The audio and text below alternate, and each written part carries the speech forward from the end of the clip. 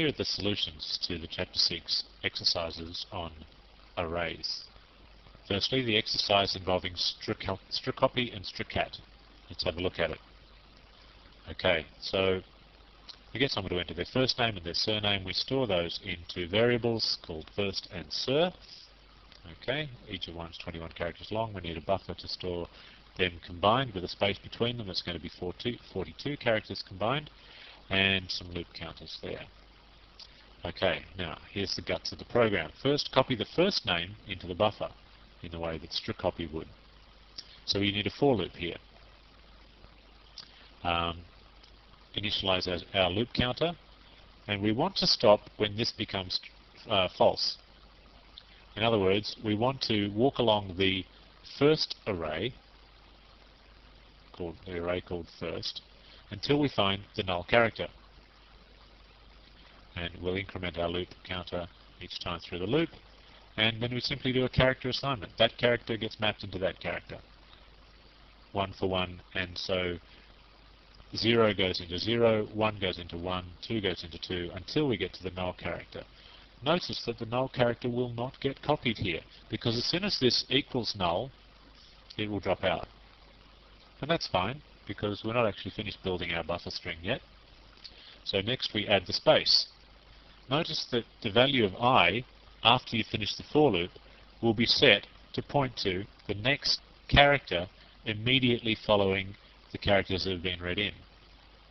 In other words, the last thing that we do before this test is performed, before this test is performed, is do that increment. So I gets set to the next highest number.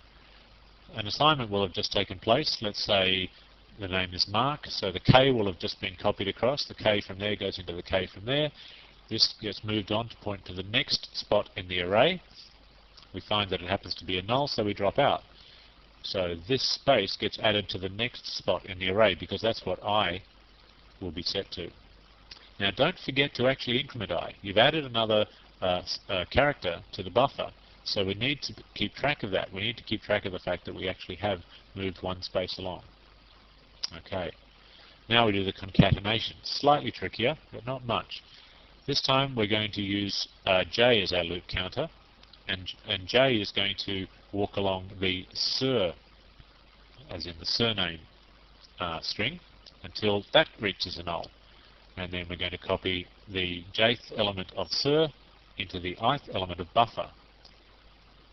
Can you follow that? If you can't follow that, stare at it for a while, because you will get it. It's not actually that difficult. There's one tricky thing going on here. There's our loop counter being incremented, the j equals j plus 1. But what about this? We've got an I equals I plus 1 as well. Now clearly we need an I equals I plus 1. We've got to walk along our buffer one character at a time, just exactly the same as we walk along sur one character at a time. But I thought there was only supposed to be 3 things in a for loop: an initialization, a condition, and then an increment. And that's true. There is. But notice that all those 3 things are separated by semicolons. Semicolon there, semicolon there. This is a comma. Interesting. You're allowed to do several increments if they're all separated by commas. You're also allowed to do several initializations if they're all separated by commas. You probably didn't know that either. So I could here say j equals 0, comma, and x equals 10 if we had a variable called x, but we don't. So you might think to yourself, well, obviously then, as far as the condition is concerned, this condition here, you can put a comma after that and perform some other condition, x is less than 10 or something like that. Now, the compiler will allow you to get away with it, but it's actually kind of wrong, because if you really want to have 2 conditions, then join them together using an ampersand, x is less than 10, or the pair of or characters. Those will work probably a lot better than the comma will. It's legal, but not recommended. Okay, so there's the trickiness. Notice that the for loop has 2 increments. Okay. Now, finally, we've added all the characters to our buffer, all except the null character. The null character will not have been added here, because when we reach the null character in the surname, we immediately stop. We don't do a copy at that point. So the buffer will not have a null character on it. So we must add one ourselves. Now we don't really need to increment I just like we did here. We could certainly, but we're never going to use I again, so it's not necessary because we have finished with the buffer. And then print out the full name. Okay, let's see if that works. Compile, okay, and run. Please enter your first name, Mark, your surname, Virtue, full name, Mark, Virtue with a space in between. Okay, so the copy and the concatenation are both working. Okay, now let's have a look at the more important of the two exercises, the course project. Here it is, database.c, this time in the Chapter 6 folder. Okay, so now this is turning into quite a substantial program. We have 132 lines in this program at the moment. Not bad. Okay, so let's see what's been added. Oh, hang on, here's the first thing that's been added. These are now all arrays. We've got 100 titles, and that's a two-dimensional array, notice, because that's an array of arrays of characters, or in other words, it's an array of strings. And the same with the artist, so that's a two-dimensional array as well. We have 100 tracks, we have 100 flags to say whether it's an album or a single, and we have 100 prices. These 100 flags, that's 100 booleans, 100 yeses or nos. Now, very importantly, we need a counter to keep track of how many we've currently read in, otherwise we won't know how many to print out again. And finally, we need a loop counter, but that's pretty straightforward. Okay, let's have a look at the differences between this version and the last version. Notice I put a little warning message out here. You can store a maximum of 100 CDs. Okay, now clearly we're going to have to loop. We're going to have to loop until they decide that they don't want to enter any more CDs. So we don't know at the beginning of the loop how many times we're going to end up going through the loop. So we could use a while loop for this. We could indeed use a while loop. I actually prefer to use a forever loop. Why? Because there is, well, we can have several ways that we can break out of this loop. We could break out of this loop if they ever answer no, they don't want to enter anymore. And we could also break out of this loop if we reach the maximum of 100 CDs. So we're going to have two possible ways of exiting. So I just like to deal with them as they come up. And I don't think it's necessary to put a condition in here. Still, that's a style issue, and that's just my opinion, but you can do it however you like. If you used a while loop or even a for loop, then that would be perfectly okay as well, just so long as it worked. Okay, so let's see what this loop actually does. Ask them if they want to enter another CD. So ask them a yes-no type question, read one character as their answer, and we can use the type variable again for that. It's just a temporary variable. We don't need to store that anywhere. Compare it to a lowercase y or even an uppercase y, and if they did not answer either of those, then break. So we're not really going to go to the trouble of saying you must enter a y or an n. If they enter yes, then we'll go and do it all again, and if they enter anything but a yes, then we'll break at that point. I guess we could be really strict about it, but it's just not necessary. So I'm just going to throw a little new line in there to make the output look neater. You'll see why when we get to the output. Okay, let's start entering details. Now, this is all the same as it was before, except I've told them what number CD we're entering, so they can kind of keep track. If we get up to 85, they may be losing count, so that will let them know. And obviously, here's the juicy part. We're entering data into not just the variable called title, but now title is actually an array of strings, so we want to enter data into just one of those strings, and that one will be specified by the index called count. Now, if you notice, count came from up here, and count was initialized to 0.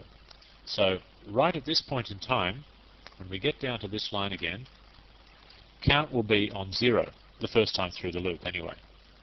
So we'll be reading data into the 0th element of the array, which is exactly what we want to do. And at the bottom of this loop, we will increment count, so that count will be set to 1, and we can go around the loop again. That's also a fairly standard way of doing things. Again, the artist is exactly the same. Next, the number of tracks, again, pretty much the same. Album, single stuff, all pretty much the same. The difference obviously being, again, exactly the same. We need to have we now have an array of flags, an array of booleans, so we want to make sure we just reference the one of them. Again, by using count. Price is exactly the same. Okay, now we get to the more interesting part of the code, the additions. We've got count equals count plus 1. Okay, that's pretty straightforward. We have now finished adding the 0th element, the 0th CD, and now we're ready to increment count, and thus we'll be, next time through the loop, we'll be adding details surrounding the CD number 1, which will actually be, if you think about it, the second CD. So, good, better check that we've filled up the array. Now if count is equal to 100 at this point, in other words, we've read in exactly 100 CDs, then we're full. The array is full. And we'll put a little message out and we'll break. Because the next thing we're going to do after that is we're going to print them all out. So we've got one break here if they reach the limit, and we've got another break, if you think about it, up here. Yes, scroll up to the top. If they said that if they did not answer yes to that question, then we break there. So there's two ways that we can break out of this forever loop. It's always a danger with forever loops that they're going to turn into infinite loops, but we have two different possible ways of getting out of the loop. Once if the user tells us that they don't want to continue, and once if we tell the user that we can't continue. Okay, so let's move on. So that is the end of the loop, and that line right there is the actual end of the for loop. So it's quite a long for loop. It's probably 60 odd lines of code. Next, we print all the details out. Now we can just use a straightforward for loop there, pretty much standard, and we tell them that we're printing out the details of CD number what? CD number 1, 2, 3. Notice that we'll actually be counting up from zeros, but we want to be telling the user that we're counting up from 1, so we make a little adjustment there. That's always what we have to do with the language of C. We don't have to worry about it with BASIC or Pascal or those other languages. And every time we output a piece of information, we're outputting the ith element. So I will be 0 at the beginning, so we'll be outputting the first element, and then so on and so on. So that's the difference there. And then we'll just keep going around through that loop. But as a user-friendly sort of option, I've done this bit of code here. I'll ask them to press enter to see the next set of details. I don't want to scroll up, 99 or 100 CD details. They'll only get to see the last couple on the screen. The rest will have scrolled away, never to be seen again. So they can read all the details on the screen, press enter, and they'll see the next set. And that's just a pretty standard get chart. But I only want to do that if there is actually another one to see. So if we get up to, say, 99 and they actually entered 100, then we don't really need to, well, if we get up to the 100th one, shall we say, then we don't really need to tell them to press enter to see the next set, because there is no next set. Now, if you're not entirely comfortable with why this is count minus 1 and not just count, then I suggest that you just have a little bit of think about it and you'll find that it's true. Finally, we're all done. We've printed out all the details of all the CDs. We can press enter to exit the program. Okay, fine. Let's see if it works. Compile. No errors. Great, 132 lines and no errors. Run the thing. Have you any more CDs to enter? Well, that's not a bad question right at the beginning, because they may not actually wish to enter any CDs from the beginning. So if I said no, press enter to exit the program. Well, that's nice. You should always test that sort of thing, just in case. Any more CDs to enter? This time we'll say yes, and, okay, I don't really want to type in massive numbers of details, so we'll just call this A, and the artist being B, and the number of tracks will be 3, and this will be an album, and the price will be $5.55. And have you got any more to enter? Sure, why not? One more. I don't really want to do 100. I'm sure you'd get as bored as I would. This will be number T, and it'll be by the artist W, one of my favourite bands. And there are 7 tracks. It's a single. Don't know why you'd have 7 tracks on a single, but never mind. And the retail price is $9.99. Have you any more CDs to enter? No. No more. So it now prints out the details of CD number 1. And if you recall, that's exactly what I entered. Press enter to see the next set. And yes, that looks pretty much what I entered as well. Press enter to exit the program. Looks pretty good. Okay, that's it. So that's it. We now have a database a real legitimate database of CDs. It's not particularly functional, as you've seen, but at least it does something more than just enter the details of one